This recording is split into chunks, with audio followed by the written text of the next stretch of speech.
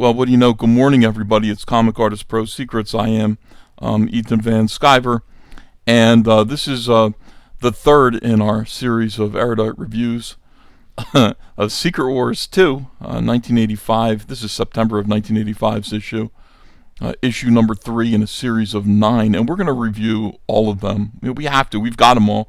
We might as well read them, right, and talk about them.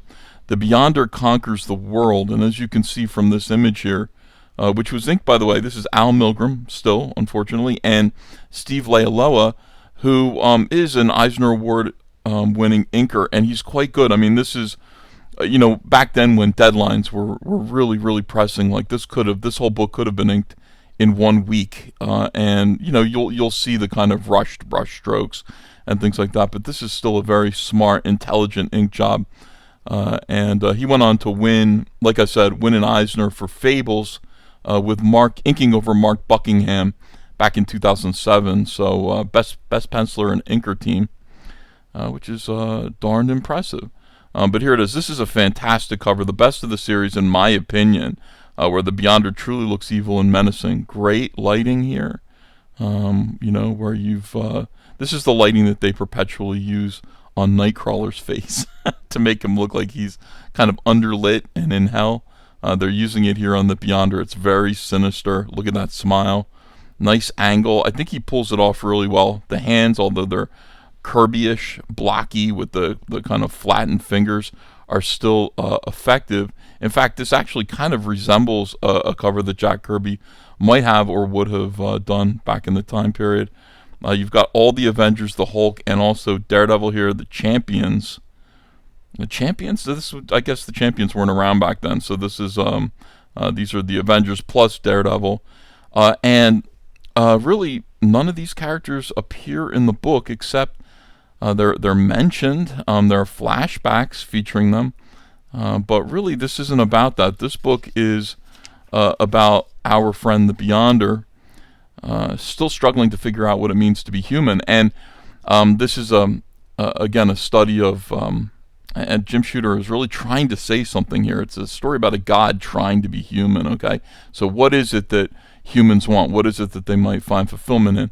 Power and excess. Greed, power, excess.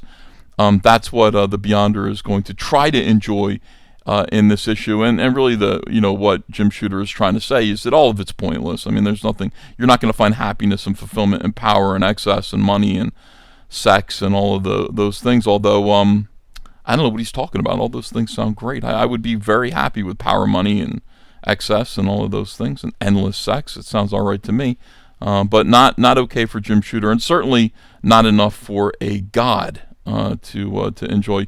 Secret Wars 2. The war continues. We've got an image of house ad. This is called a house ad because it's promoting something from Marvel Comics. In other words, nobody got paid. Marvel wasn't paid to take up this real estate in the comic, and it is a valuable piece of real estate. Inside cover suggesting that the book's doing good. The series is doing good. By the time issue 3 came out, issue 4, retailers are ordering issue number 4 based on how well issue number 1 sold. So this is really kind of like a plea to the retailers as well. It's like, now you know how good issue 1 was. Now you know you can gauge the interest of your customers. That's how the direct market works. Order issue 4. Pretty cool here. Beyonder in his white disco jumpsuit fighting the Avengers of that time period. Captain Marvel, the original. Not the original, but Monica Rambeau, Captain Marvel, was in the Avengers back then. It's a wonder why, and look at her, she's the one that's getting kind of beat up here. It's a wonder why the Captain Marvel movie and Marvel Comics themselves didn't adopt this black female as their standard bearer since the lawsuit between them and DC Comics ended with Marvel Comics winning the rights, the copyright for Captain Marvel and the right to have a character named Captain Marvel. And it just makes sense because their company is called Marvel Comics. Captain Marvel, aka Shazam of DC Comics, is now referred to as Shazam instead of Captain Marvel. It was kind of like almost like a gentleman's settlement between the two companies. Marvel Comics went ahead and just created the Brie Larson version of Captain Marvel that we all struggle with today, and put her front and center. She's Caucasian, blonde, little bit lesbian-ish, but they always had this black female version of Captain Marvel in Monica Rambeau. And again, one wonders, for all of the talk and the jibber jabber about how inclusion and equity and diversity and all this stuff that Marvel claims to believe, that Disney claims to believe, why they didn't put this black female out front and center. She already existed. People already liked her. It is strange. Down here, this is also peculiar. I don't want to spend too much time talking about this ad, but I will point this one thing out. This is the first time now that the cover art for the tie-in books is not ready for print. Now, I mean, I'm amazed that in Jim Shooter's Marvel Comics of 1985, he wasn't way out ahead of schedule in order to have, the art to show for Dazzler, Avengers, Alpha Flight, and Rom. One or more of these was not ready to show. It's not because of spoilers. They didn't care about spoilers back then. Obviously, here's the next issue. Yeah, apparently we're seeing placeholder blank art books here, blank covers, because the covers weren't ready. Isn't that funny? And today, like, it's still the same. I mean, Marvel and DC are always just, the ink is drying on the pages as they go to print, on the original art as it goes to print. Everything is last minute. They try to get the covers out in time to hit previews, to hit solicitations, but even that's a struggle. So it's funny to see it here. All right, so here we go. Shout out again to Steve Leialoha. Really, he's inking this stuff. I think he's almost like redrawing some of it. He's tending to give it this Howard Chaykin flair, which Al Milgram's art just does not ordinarily feature. So it's kind of, I have to give him look at this. Like, that looks like a Howard Chaykin drawing. All of it does. All right, so we got the Beyonder, who's being attacked by a cop here. He's, get up, what are you doing? And he kind of shows the cop the infinite, and of course the poor police officer's brain is absolutely sizzled by the idea that there's like this universe is just like a drop in the bucket, and he is the entirety of the rest of everything that's out there. Okay, if you want that kind of a big concept, and the fact that he's not there as the entirety of the rest of the entire universe kind of represents it's being represented as a big hole, and it just blows this guy's mind. He's walking around now. It's too much for a beat cop to understand. This book is fascinating because, yeah, it is a lot about sex, drugs, and rock and roll. We have hookers here. And the hooker is propositioning the Beyonder. She wants money, and she's actually being pretty explicit about her desire to sell him sex, which I don't remember. Like, I mean, nowadays that wouldn't be a big deal, but this is 1985. I really don't remember this kind of content being in these Marvel comics that are aimed at juveniles. Something like Secret Wars 2 would be for somebody who was my age, 11, 12, 13, when it came out. 1985, I would have been 11. So, I would have read this and been like, huh. I would vaguely know what she meant at the age of 11, but, I wouldn't quite understand. I don't know. I got to think of how I was when I was 11 years old. But yeah, she's just saying, give us some cash, and then we'll lie down together, and he produces this gold bar for her out of thin air. She doesn't believe it's real. She runs off. Oh, by the way, she made a joke about how she was holding the building up, an old kind of Harpo Marx joke. And he's like, you're not holding the building up anymore. Well, I'll do it. And he puts all these. It's very strange. So, I don't know. She runs off to find her pimp while he goes to find a motel room. And, of course, you've got this ratty guy who's running the motel. Look at this rat-faced, individual here. He can see that the guy has money. Beyonder has money. He's going to rob him.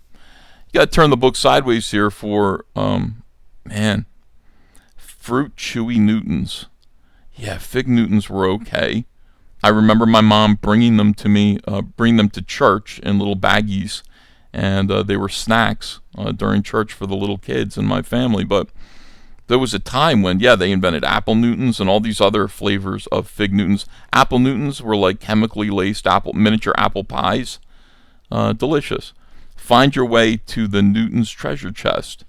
Oh, see, this is too involved here. But another just cool ad, man.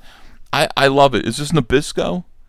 Yeah, this is also Nabisco just paying for comic books. Like all the comic books that we read back then were subsidized by like Nabisco. And look at this, Nestle Foods. This is a good deal here. You send away for a Steve Garvey fake autographed baseball. Free baseball. Yeah, thank you. Yes, please. You have one of these like today, like with a fake autograph from Bryce Harper, my favorite team, the Phillies. Yes, please. I'll take that. That sounds nice.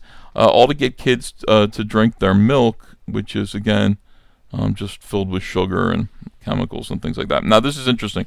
He goes to his room, his crack motel room, falls asleep on the floor. He doesn't understand the concept of a bed, but this is what kind of this is what alarmed me.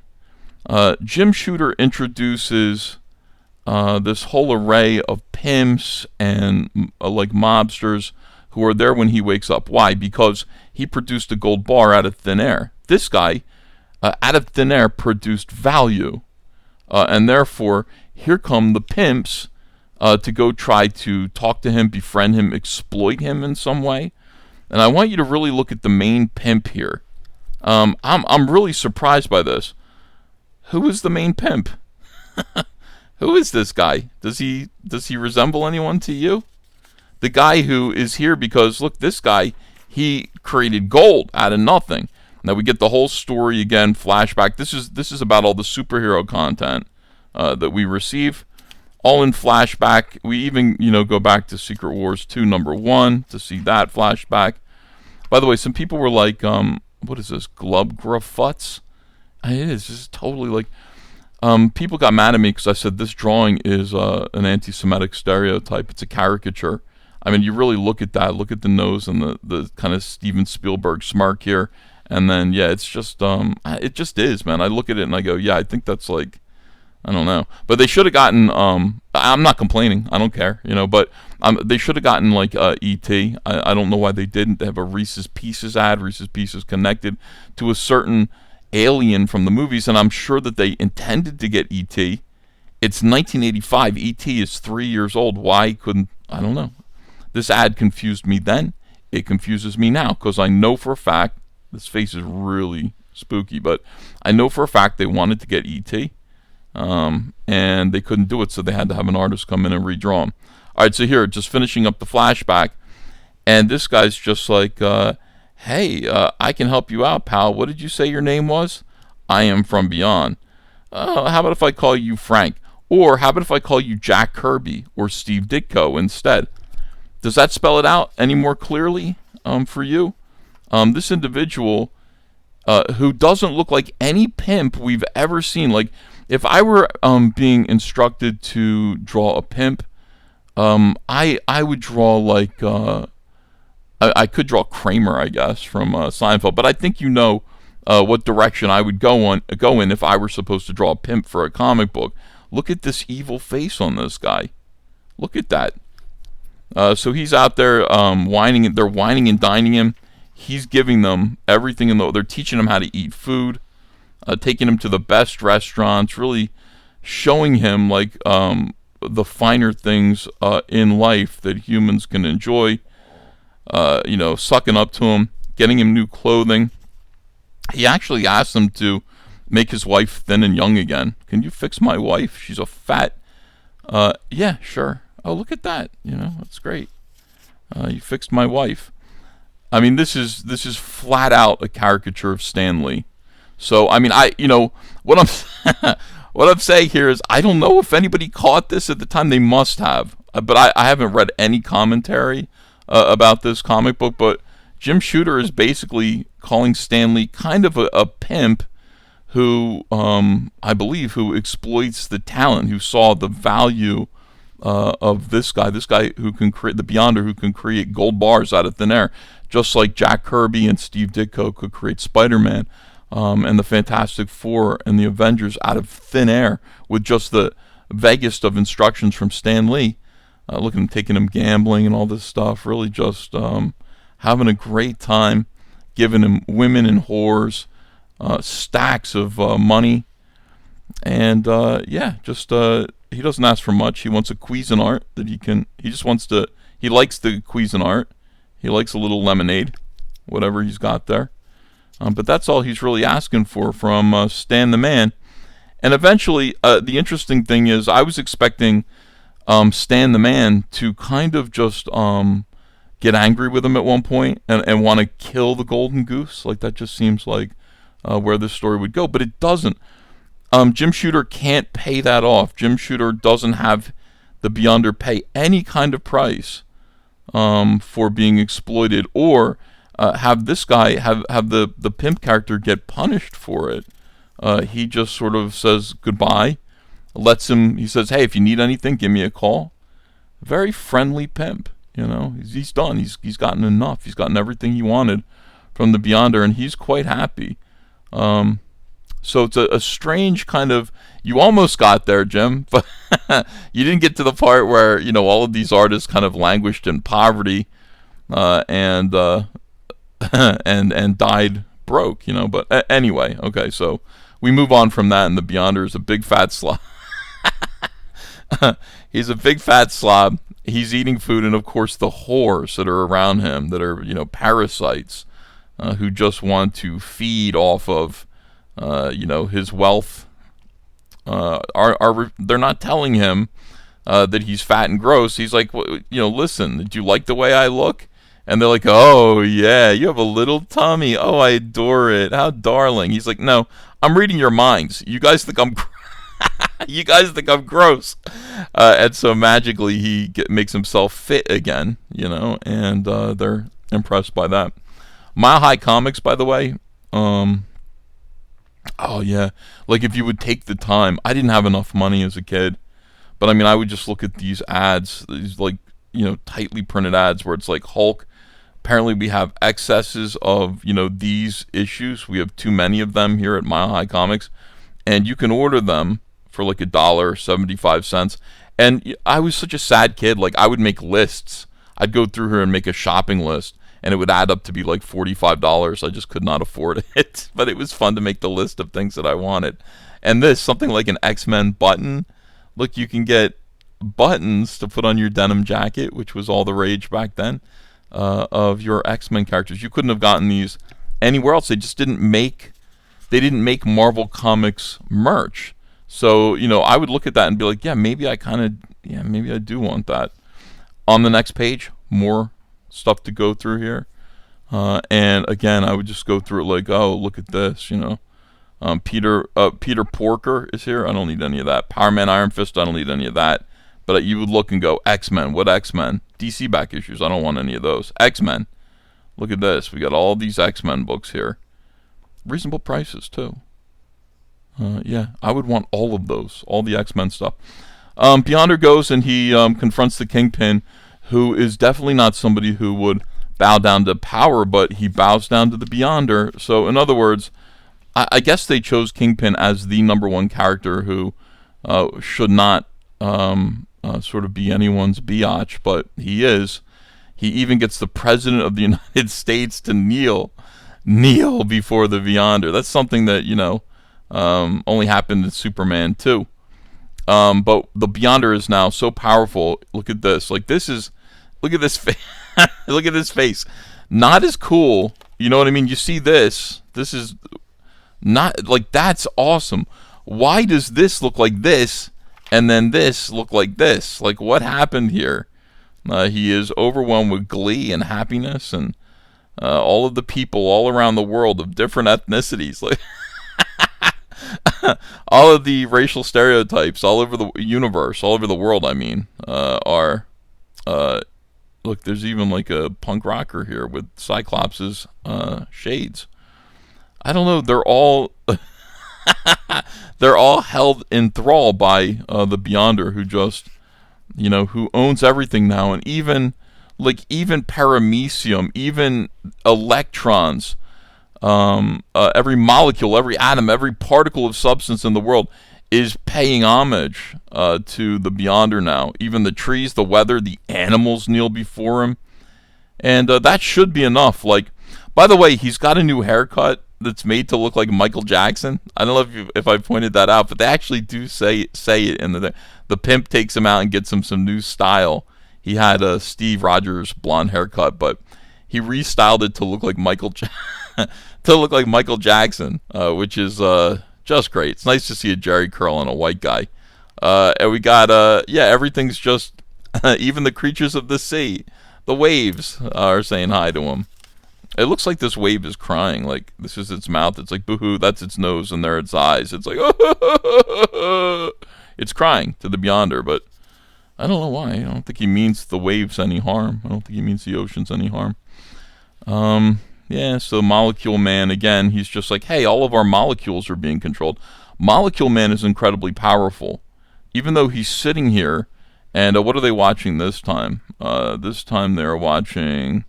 they always mention the TV shows. They're watching F Troop now. They're going to watch F Troop on the TV.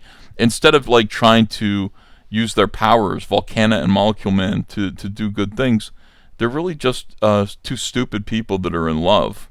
And that continues. They're concerned about themselves. So he frees her molecules from the Beyonder's grasp and control. But it doesn't really matter because look at this guy. Like, this is the image of happiness and contentment, or it should be. He's got all the superheroes. Look at this guy's mouth open. What is that mouth open for like that? What is that? You got Thor laying down his hammer. Wolverine is crawling to him. Captain America looks kind of like solemn as he realizes he must also bow. She-Hulk. Hey, nice. Dr. Octopus. Dr. Octopus is anyone's biatch, though. Like, he really doesn't matter. Silver Surfer, Spider-Man, everybody is bowing. Ultron is bowing. Cyclops and Ultron together. The Thing is just flat on his face. The Thing is, he's not even kneeling. Like, he's just flat. Submariner too. None of these people. Puck from Alpha Flight. Hercules. It's just amazing. All of these people are and look how happy he is. See, I would be happy too. That would be my face too, if I could just get everybody to sort of bow like that. And then there's a little spot here where he meets, and I don't know the story behind this. I was not reading Transformers back then. I wasn't reading I bought it every now and then, but I wasn't really reading the series, so I don't know who this character is. Kind of a human cyborg character that Circuit Breaker, her name is. She's in Transformers number 9. If you guys have commentary about Circuit Breaker, what happened there, let me know. It's just Transformers was going to cross over with Secret Wars 2 as well. Just ultimate power. He goes and he finds Stan the Pimp Lee, and he's fine. He's just like, hey, how come I have everything in the world and I'm still not happy? He says, he's calling him sir now. Beats me, sir. I don't know. Don't know what's wrong. He goes, well, fine. I'm going to figure out what's wrong elsewhere. Like, he's got everything he wants in the world. He's in a limo now, being driven. Maybe not a limo, like kind of a Rolls Royce here. He's got everything in the world. He's content. Why isn't the Beyonder content?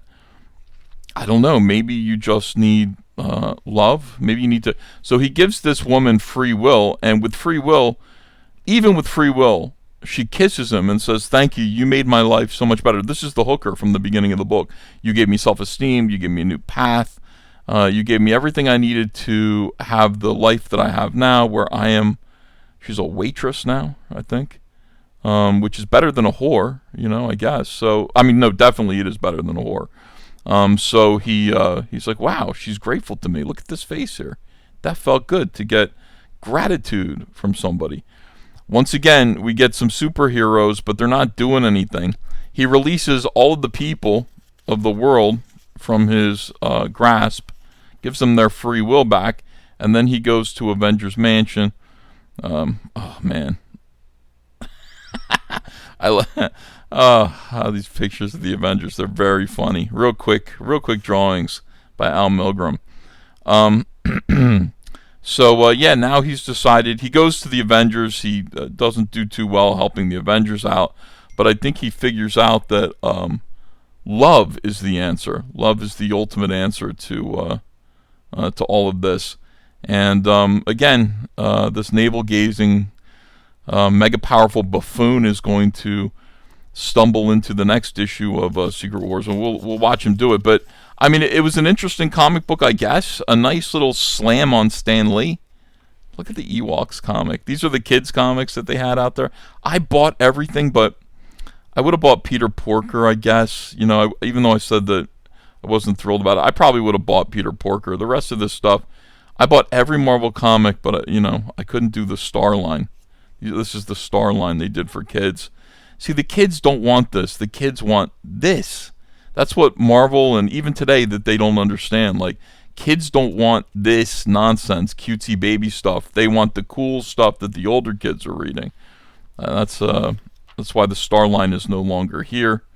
Once again, we have this strange ad. A very sophisticated, pointed issue of Secret Wars. It does have a theme. It does have a moral. Jim Shooter definitely has something to say. But I would have really preferred this. I would have preferred the superheroes shooting lasers at this guy rather than him just kind of dealing with hookers and pimps and things like that. I don't know. It wasn't really what I was looking for. But we're going to go on. That was Secret Wars 3. I want to thank you guys for supporting Cyberfrog Red Extermination very much. You guys go over there if you wouldn't mind and take a look. We got a bunch of new backers yesterday because of these review videos. I really, truly appreciate it. I'll keep the review videos coming. Links are in the description below to go over there and reserve your copy of Cyberfrog 3 Red Extermination. Please do so. I'll see you a little bit later with another video. Please do like, share, subscribe to the channel, and definitely leave me comments. I read all your comments, okay? Take care, guys. Bye.